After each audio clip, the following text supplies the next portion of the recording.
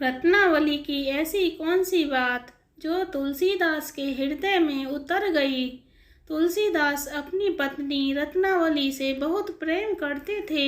एक बार रत्नावली अपने मायके गई, तुलसीदास से रहा नहीं गया। उस रात भारी बारिश थी।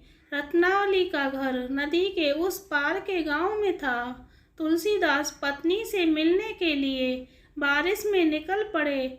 नदी के पास कोई नाव नहीं थी। तब उनको वहां किनारे पर एक बहती लाश दिखाई दी। तुलसीदास ने उस लाश पर बैठकर जैसे तैसे नदी पार की।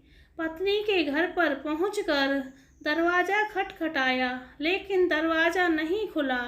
पत्नी दूसरी मंजिल पर सोती थी, इसलिए घर के पीछे जाकर ऊपर चढ़ने का रास्ता देखने लगे। घर के पीछे उनको एक मोटी रस्सी दिखाई दी। वो उस रस्सी से चढ़कर ऊपर आ गए और सीधा पत्नी के कमरे में पहुंचे।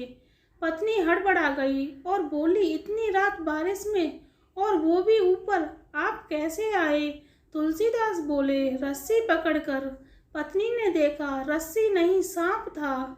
पति की इस अथाह आसक्त प्रेम को देखकर पत्नी बोली, हे नाथ, मेरी देह से जितना प्रेम करते हो, इतना प्रेम यदि राम से करते तो आपका जीवन धन्य हो जाता।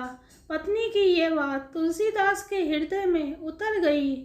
उसी समय तुलसीदास घर से निकल गए और चित्रकूट में एक कुटिया बनाकर रहने लगे। जिसके बाद तुलसीदास जी को भगवान राम और हनुमान जी का साक्षात्कार दर्शन हुआ और भक्ति भाव में तुलसीदास ने रामचरितमानस, संकट मोचन, हनुमान चालीसा आदि अनेक ग्रंथों की रचना की।